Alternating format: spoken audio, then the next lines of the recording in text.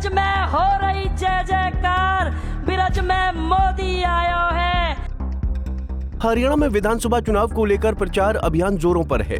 BJP के सबसे बड़े स्टार प्रचारक प्रधानमंत्री नरेंद्र मोदी भी प्रदेश में अब तक कई ताबड़तोड़ रैलियां कर चुके हैं। इसी क्रम में मंगलवार को वो पलवल में भाजपा प्रत्याशियों के पक्ष में आयोजित जन आशीर्वाद रैली में शिरकत करने पहुंचे थे। जैसा होता आया है, उन्होंने अपने संबोधन में कांग्रेस पर जमकर हमला बोला और साथ ही अपनी सरकार के कार्यों पर भी जमकर बखान किया।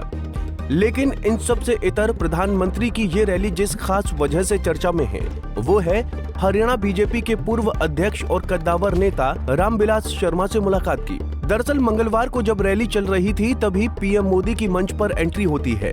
प्रधानमंत्री के आगमन के साथ ही एक तरफ जहां उन्हें सुनने आई लोगों की भीड़ में उत्साह भर जाता है, तो वहीं दूसरी तरफ मंच पर विराजमान भाजपा के तमाम दिग्गज उनके सम्मान में अपनी सीट छोड़ खड़े हो जाते हैं और उनका अभिवादन करने लगते हैं। इसी बीच प्रधानमंत्री की नजर पूर्व कैबिनेट मंत्री रामविलास शर्मा पर पड़ती है। वो शर्मा के करीब जाते हैं और उनके हाथ थाम लेते हैं। इसके बाद प्यार से उन्हें थपकी देने लगते हैं और कोई खुशी के आंसू और भारत माँ के शेर को स्वागत कर रहे हैं।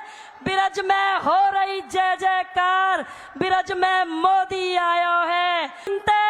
और कोई खुशी के आंसू और भारत माँ के शेर को स्वागत कर रहे हैं।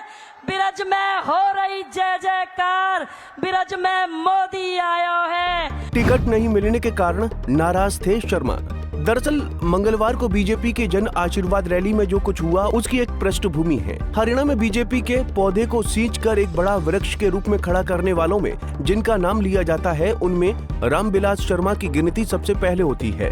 प्रधानमंत्री नरेंद्र मोदी की तरह शर्मा का सियासी सफर राष्ट्रीय स्वयंसेवक संघ की शाखा से होते हुए जनसंघ और फिर बीजेपी तक पहुंचा। शर्मा हरियाणा विधानसभा में बीजेपी के टिकट पर उस दौर में विधायक चुने जाते थे, जब पार्टी को यहां गिनती की सीटें ही नसीब हो पाती थीं। 2014 में मुख्यमंत्री बनने से चूके रामविलास शर्मा को भाजपा ने इस बार उनकी परंपरागत सीट महेंद्रगढ़ से टिकट देने से इनकार कर दिया था, जिसको लेकर शर्मा बेहद खफा हुए। बगावती तेवर अपनाते हुए उन्होंने नामांकन तक दाखिल कर दिया, लेकिन इसके बावजूद पार्टी ने उन्हें सिंबल नहीं दिया। हालांकि फिर रामविलास शर्मा ने एक समर्पित भाजपाई होने की नजीर पेश करते हुए खुद नामांकन वापस ले लिया और पार्टी छोड़ने की अटकलों को भी खारिज कर दिया। मेरे जयराम भगवान की कसम,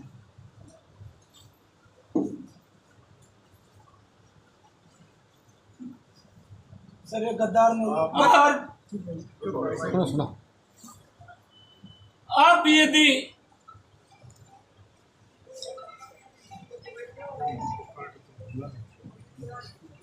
मेरे को कमजोर कर देंगे तो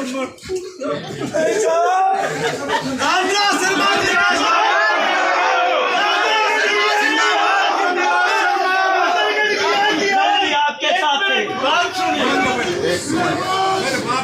अपनी बात है मेरे, नहीं तो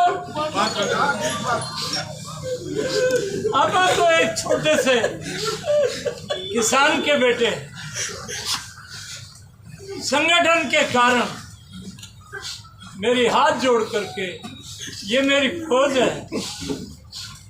महेंद्रगढ़ बीजेपी की छावनी इसलिए कहलाती है, आपने सर्दी को बर्दाश्त किया, गर्मी को बर्दाश्त किया, प्रताड़ना को बर्दाश्त किया।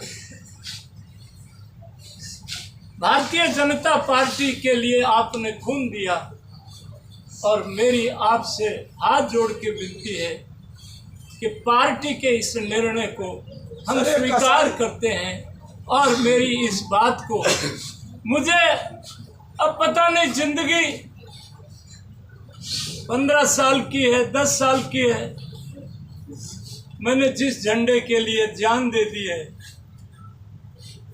मुझे अंत में उसी झंडे के साथ रहने दीजिए। सर ये कसाई को मेरे को कमजोर मत करिए। इन सब घटनाक्रमों के बीच उन्हें बीजेपी के बड़े नेता मनाने में भी जुटे रहे। मंगलवार को पलवल की रैली में प्रधानमंत्री नरेंद्र मोदी की जिस तरह उनके साथ पर्सनल केमिस्ट्री दिखी, उससे साफ है कि शर्मा को पार्टी के शीर्ष नेतृत्व से उनके सियासी भविष्य को लेकर कोई ठोस आश्वासन जरूर मिला है। अब चुनाव में इसका कितना फायदा होता है, ये तो नतीजे बताएंगे।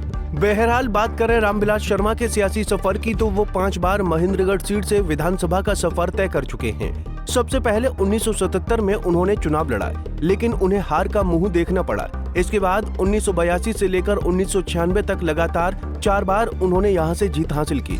इसके बाद फिर 2014 में वो जीतकर विधानसभा पहुंचे और मनोहर लाल खट्टर की अगुवाई वाली पहली भाजपा सरकार में कैबिनेट मंत्री बने। ब्राह्मण समुदाय से आने वाले शर्मा को राजनीति में लोग प्यार से उन्हें पंडित जी भी कहकर बुलाते हैं। रामविलास शर्मा का सियासी सफर अब यहाँ से किस तरफ जाता है, ये तो आने वाला वक्त ही बताएगा। Bureau report, Punjab Kesari TV. हमसे जुड़े रहने के लिए हमारे YouTube चैनल को सब्सक्राइब करें और नई वीडियो की नोटिफिकेशन के लिए बेल आइकॉन को दबाएं। अगर आप ये वीडियो Facebook पर देख रहे हैं तो लाइक जरूर करें और ज्यादा से ज्यादा शेयर करें। धन्यवाद।